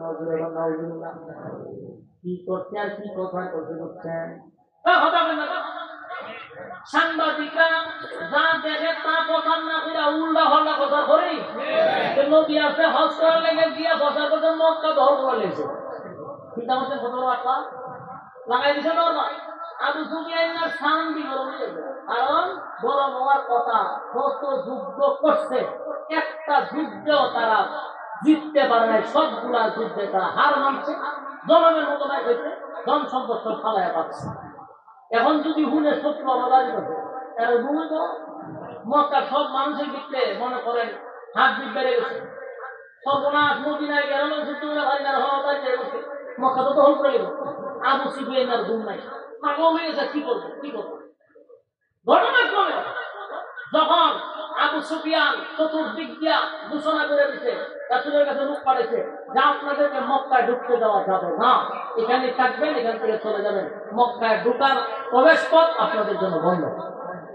রাসূল কইয়া, আমি তো আইছি উমরা হজ করার জন্য, তোমরা সাথে যুদ্ধ করার জন্য আসি নাই। তোমাদের সাথে আমাদের কোনো আবাহী নাই। আমরা আসছি আল্লাহর ঘরখানায় কাবা জিয়ারত করতে। আমরা জিয়ারত করে কোনো কিছু বলবো না, আমরা আবার চলে যাবো মদিনায়। কিন্তু কাফেরদের কথা বলো, সাবধান, আর সামনে আগানোর কোনো সুযোগ নেই। রাসূল সাল্লাল্লাহু আলাইহি সাল্লাম সিদ্ধান্ত নিল যে এরা তো ভুল বুঝছে, এরা সঠিকটা বোঝানো দরকার। হযরত উসমান রাদিয়াল্লাহু তাআলা আনহু রাসূলের মেয়ের জামাই, আবার ভদ্র নম্র ব্যবসায়ী শিল্পপতি, উনাকে সাহাবীদের পক্ষ থেকে পাঠাইছে মক্কা। বলছে তুমি গিয়ে তাদেরকে বুঝাও যে আমরা যুদ্ধ করতে আসি নাই, আমরা উমরা হজ করার জন্য। উসমান যখন গেল মক্কা, হেরা করলো কি, হযরত উসমানকে বন্দী করে রেখেছে। কথা বুঝতেছেন? উসমানকে কি করছে? বন্দী করে রাখছে। এখানেও সাংবাদিকরা কিছু ভুল করছে। সাংবাদিকরা করলো কি, রাসূলের কাছে খবর পৌঁছেছে আপনার উসমানকে তারা হত্যা করছে। কথা বুঝুননি? আমাদের ওয়াজ ওনার মনে মন মানুষ বললে গেছে না অনেক সময় তো কোন সময় থেকে ওয়াজ শুনতেছেন আর কত ফজর পর্যন্ত ওয়াজ চলবো, কিন্তু আমি যাবো না। আপনারা বই আল্লাহ বিল্লাহ করবেন, নওয়াজ করবেন, জিকির আজমা করবেন, মনোযোগ দেখুন। ঘটনাটা কি করতো, খবর দেন তো প্রতিযোগিতা হলো না, সাংবাদিক নামের সাংঘাতিকরা যেমন এখনো বেদল লাগা তখনও বেদল লাগে, রিপোর্ট পৌঁছায় দিচ্ছে আপনার উসমানে তারা হত্যা করে। এই কথা শোনার পরে আল্লাহ রাসূল বসা ছিল, রাসূল দাঁড়ায় গেছে, চেহারার রং পরিবর্তন হয়ে গেছে, রাসূল খেপে গেছে। আসলে তো রাগের কথা, আমি বাড়াইলাম আমার পত্রিকা তাদেরকে বোঝানোর জন্য আমার লোক হত্যা করবে, এগুলো মেনে নেন যা। রাসূলের রাগে আল্লাহ রাসূল লাফ দিয়া কয়, যদি আমার উসমানকে হত্যা করে থাকে তাহলে আমি উসমানের রক্তের বদলা না নিয়ে মদিনায় যাব না। কি বুঝলেন? ইসলাম খালি নরমের মধ্যে না, গরম হন লাগে। কথা বলেন নাকি? রাসূল নিজে গরম হয়েছে, রাসূল নিজে গরম হয়ে গেছে। গরম হইয়া কয়, যদি উসমানের রক্তের বদলা না নেই মদিনা যাব না। বায়াত গ্রহণ করো। সাহাবায়ে কেরাম নবীর এই কথার উপরে সবাই বায়াত গ্রহণ করতে লাগলো, হাতের উপরে হাত রেখে বায়াত গ্রহণ করতে। এখান থেকে বায়াত শুরু হয়। আর আমরা হনি বায়াতকে খাইলে খাইলে খিচুড়ি বানাইছি, বায়াত বানাইছি লাউ দেও, গরু দেও, ছাগল দেও, ডিম দেও, মুরগ দেও। এটা খাইবার লাগে বায়াত করছি না, রক্ত দেওয়ার বায়াত ছিল, রক্ত দেওয়া। এখন ডিম আর মুরগে চাউলে ঢালে খিচুড়ি বানায় মানে পুরুষ করি হুকুর হাত করে দিয়া নাচা নাচি বেড়া বেড়ি বেঞ্জা মেঞ্জা দিয়া অন্ধকার করে লাগে পুরা। এটা ইমান পুরা দিছে বায়াত গ্রহণ করছে, রক্ত দিবার যা এখন বেড়ে দিয়ে ভাব ইমান শুরু করে। বাস্তব না বাস্তব? এখান থেকে বায়াত শুরু হয়। রাসূল বলছেন বায়াত গ্রহণ করো। সব সাহাবীরা যে বায়াত গ্রহণ করছিল এটা ছিল রক্ত দেওয়ার বায়াত। বলুন কি ছিল? রক্ত দেওয়ার জন্য। সেদিনের ঘটনা শুনেন, অনেক সাহাবী নিয়ে কিন্তু মদিনা থেকে আসছিল। যখন রাসূল বলছেন বায়াত গ্রহণ করো, এই সাহাবীদের মধ্যে কিছু মুনাফিক ছিল। এখন দেখে সব বলা যুদ্ধ দেবো না, আমরা তো ইসলাম বেড়াবতি খাই গেল না, তোমরা হস করুন গুরু একটু আমি যুক্তি করো না, বেড়াবতি দেখাইলাম তখন দিকে প্রয়োজন যুদ্ধ হচ্ছে আমরা নাই। তখন এই যে সাহাবীদের মধ্যে মুনাফিক ছিল এটা দিয়েছিলাম, এরা হুজুর আমার বেড়াবেন না করে, হুজুর আমার আমার চলছে, হুজুর আমার মাথা ঘুরা, হুজুর আমার দ্বারা কিটা কিটা করে রাসূল সব বলা বায়াতের কথা শোনার পরে তারা কিটা কিটা করে বলা হয়, কিটা কিটা করে, কিটা কিটা করলে আর যুদ্ধ যাওয়া করে না। আল্লাহ খবর পাঠাইছে যে মুনাফিক মুসলমানের দেশ পুরা এখন হাসি হাসি হয়ে গেলে এটা খাউন্ডা গোষ্ঠী, এটি রক্ত তৈরি গোষ্ঠী না।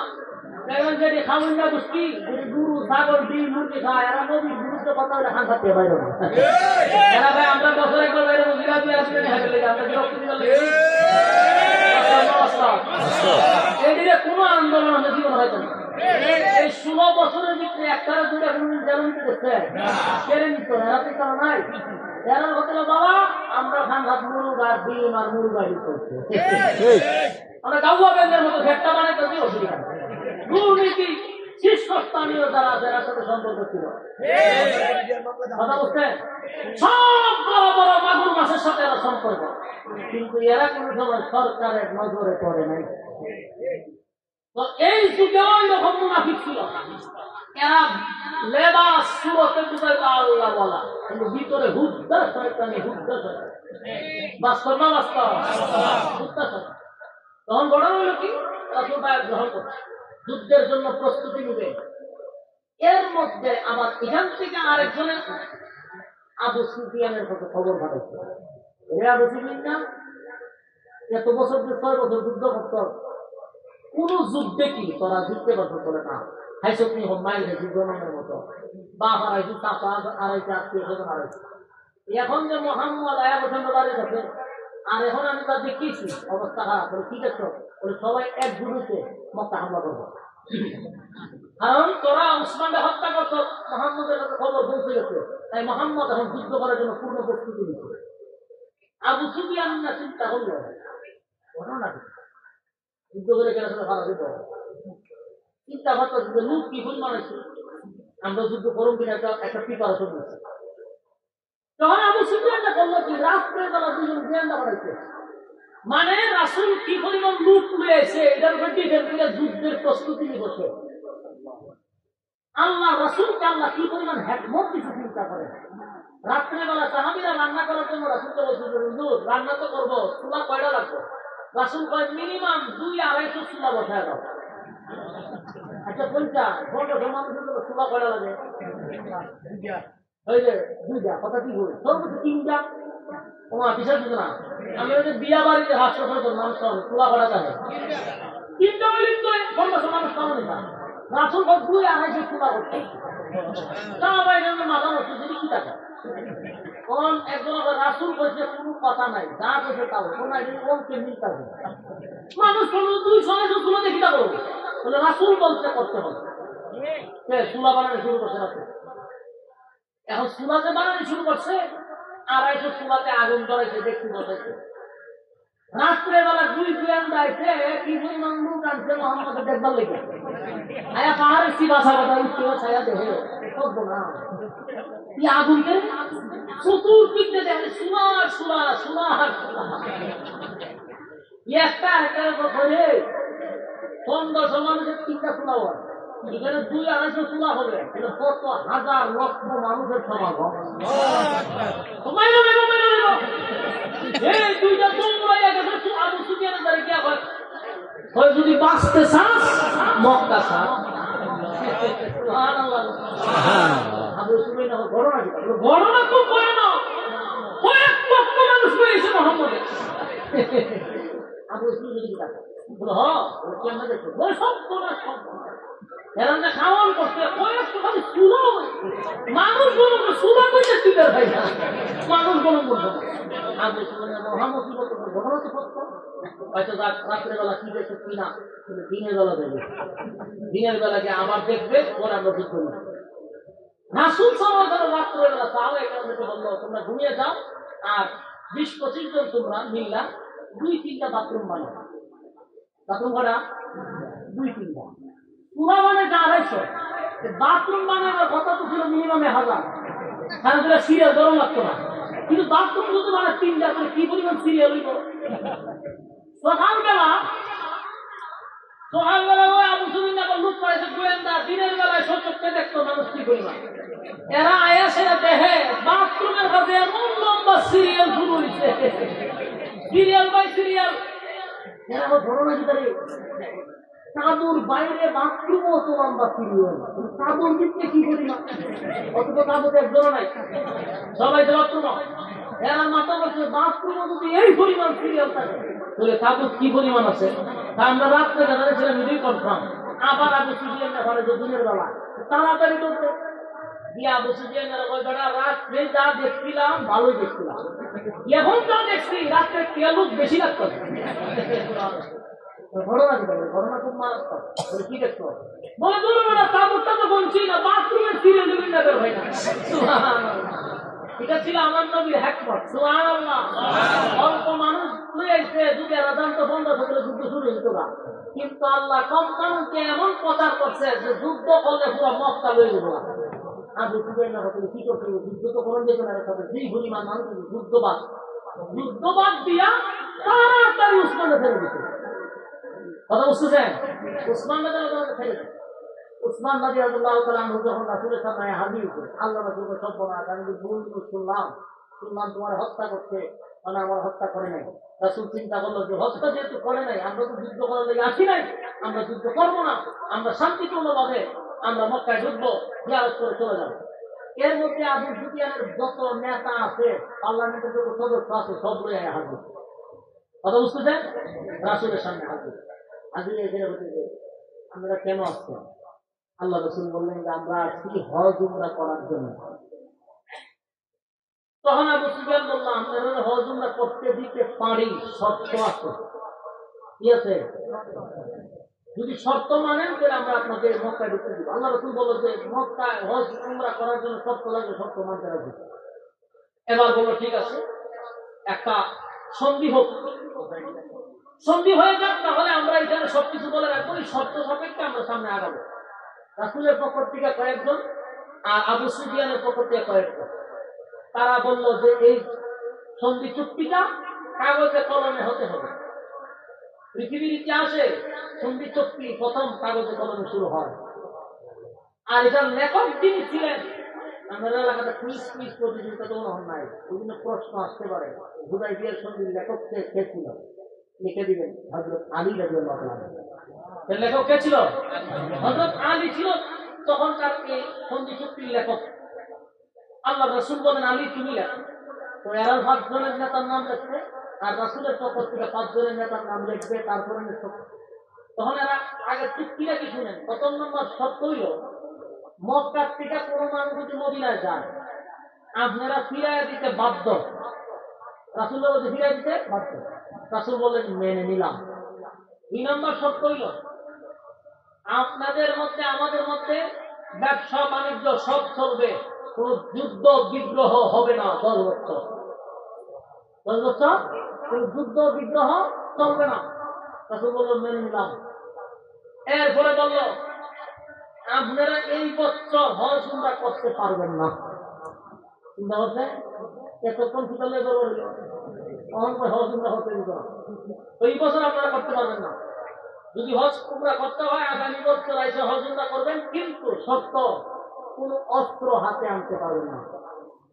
এটা নিয়ম হইল, যেই জামানায় রাত্রে বেলায় মানুষ বাথরুমে গেল একটা অস্ত্র রাখা লাগতে থাকে, রাতের বেলায় যদি অন্ধকারে বাপ আর সন্তান লেগেছিল মায় সারা রাত তরবারি বাড়িতে সবাই লেগে দেখো বাপের সাথে মাই লাগছে।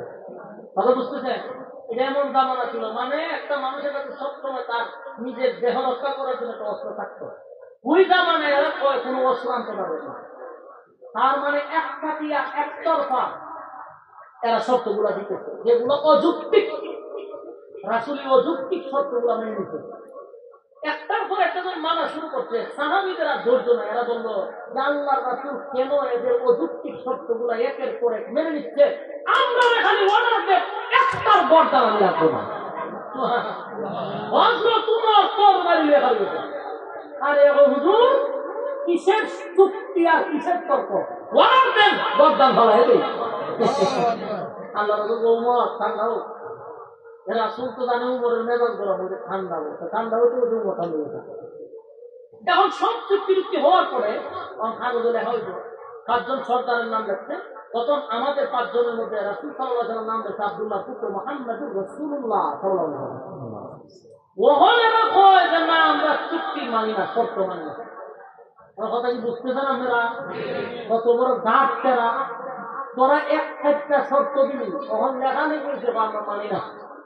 ইসলামের মানুষটা গেলে কয় তোমরা রাসূলুল্লাহ শব্দ লেখা কেন? আব্দুল্লাহর পুত্র মুহাম্মদ লিখতে পারবে, রাসূলুল্লাহ লিখতে পারবে না। নাউযুবিল্লাহ কি বাড়ি দিয়ে হবে? চিন্তা করে রাসূলুল্লাহ লেখা দিতে হযরত উমরের ধৈর্যের পাশ ছিল। হযরত উমর বলল, হুজুর আমি আর পারতেছি না। ওয়ারান দেন, কিসের চুক্তি আর কিসের সন্ধি, একটাও আমি আর এখান থেকে যেতে দিব না। রাসূল বললেন, উমর শান্ত হও, আমি তাদের চুক্তি মেনে নিচ্ছি। হযরত আলীকে রাসূল বলেন, রাসূলুল্লাহ কে দাও। কথা বুঝতেছেন? হযরত আলী বলেন, আগে নবীজি, আপনার আপন ছোট ভাই আমি, আপনার মেয়ের জামাই আমি, আমি আপনার একজন উম্মত, আপনি আমার রাসূল। জীবনে কোনদিন আপনার সঙ্গে আমি বেয়াদবি করি নাই, জীবনে আপনার কথা অবাধ্য হই নাই, কিন্তু আজকে আমি আপনার কথাটা রাখতে পারলাম না। নবীজি, আমার জীবন চলে যেতে পারে, কিন্তু আমি রাসূলুল্লাহ শব্দ কাটতে পারবো না। হযরত আলী হাবিব, আমার পয়গম্বর, আমার জীবন চলে যেতে পারে, কিন্তু নিজের হাত দিয়ে রাসূলুল্লাহ রাখবেন না। সমস্ত সাহাবীদের চেহারার রং পরিবর্তন হয়ে গেছে, কেউ সহ্য করতে পারতেছে না। আমাদের নবীর জন্য আমরা জীবন দেই, আর সেই নবীর নাম কেটে দেওয়ার এত বড় সাহস হইল কোথায়? সাহাবীরা ধৈর্য ধারণ করতে পারতেছে না। উমর খালি তরবারির বাইরে ঘোরার গুহা, মানে অর্ডার দিতে হবে। আল্লাহ নবী বললেন, আলী তুমি পারবা না বলে হুজুর আমি জীবন দিব, আপনার নাম কাটবো না। আল্লাহ নবী তখন হাতে কলম নিয়া রাসূলুল্লাহ শব্দটা নিজের হাতেই কেটে দিল। এখন প্রশ্ন হলো, নবী তো দুনিয়াবি লেখাপড়া জানতেন না, আল্লাহ দুনিয়া কোনো এলেন কোন শিক্ষক দিয়া নবীর শিক্ষা দেয় নাই, তাহলে লেখালেখি নবী জানতেন না? নবী রাসূলুল্লাহ থাকলো কেমনে? কোনটা রাসূল কোনটা মোহাম্মদ ছিল কেমনে? বলে এটা আমার নবীর মওজুজা। নবী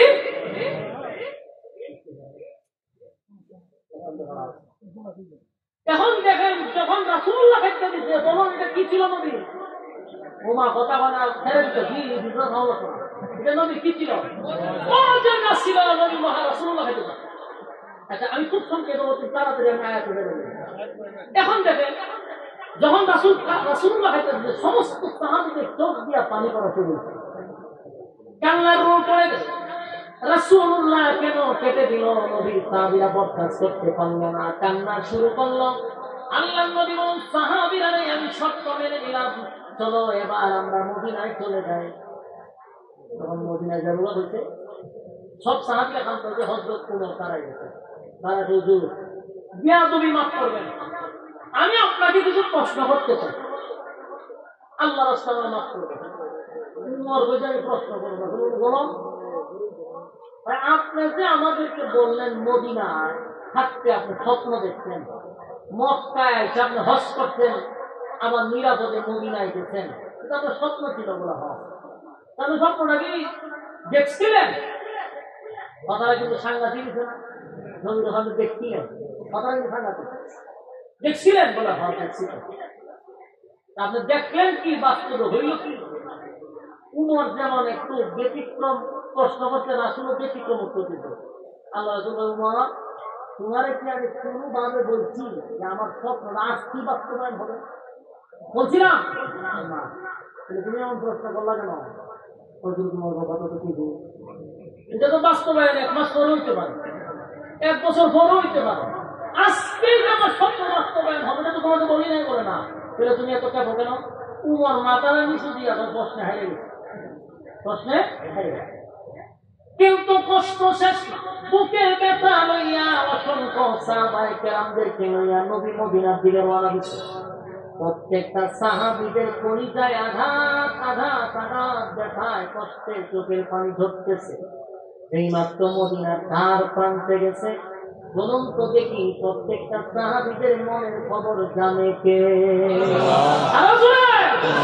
আল্লাহ প্রত্যেকটা সাহাবীদের কলিজায় কি ব্যথা, নবীর সাহাবীদের কলিজায় একটাই ব্যথা, এটা হলো রাসূলুল্লাহটা কেন কেটে দিল? নবী বারবার বুঝাচ্ছে সাহাবীরা রে, আমি কি 10 বছরের রাসূল? হতে পারে না। নবী ভাই আমি কি 10 বছরের রাসূল নয় না? তাহলে 10 বছরের কাগজে রাসূলুল্লাহ থাকলে কি আর না থাকলে কি? থাকলে কি না থাকলে কি? কিন্তু সাহাবীদের মনে কষ্ট রাসূল থাকলো না। যেই মাত্র মদিনার দ্বার প্রান্তে গেছে, আল্লাহ রাব্বুল আলামিন সাহাবীদের মনের কষ্ট দূর করার জন্য সূরা ফাতিহার শেষ অংশটুকু যখন নাযিল করে জানায় দেয়, মুহাম্মাদুর রাসূলুল্লাহ। চিৎকার দেন সুবহানাল্লাহ।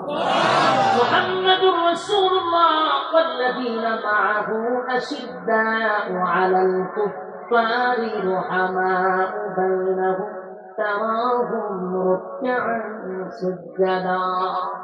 এই আয়াত আল্লাহ সর্বপ্রথম নাযিল করে মুহাম্মাদুর রাসূলুল্লাহ। আল্লাহ বলেন, বন্ধু আপনার সাহাবীদের মনের মধ্যে একটা কষ্ট হলো, 10 বছরের কাগজের মধ্যে রাসূলুল্লাহ থাকার কারণে তাদের মনে কষ্ট। আমি আল্লাহ চিরস্থায়ী কোরআনের মধ্যে কিয়ামত পর্যন্ত রাসূলুল্লাহ শব্দ বসায়া দিলাম। সুবহানাল্লাহ। 10 বছরের কাগজে রাসূলুল্লাহ না থাকার কারণে মনের মধ্যে যে কষ্ট ছিল, আমি কোরআনে রাসূলুল্লাহ শব্দ বসায়া দিলাম। তা কিয়ামত পর্যন্ত রাসূল শব্দ থাকবে। সুবহানাল্লাহ। বরং সাহাবীরা খুশি না বেজার? এবার খুশি হয়ে গেল।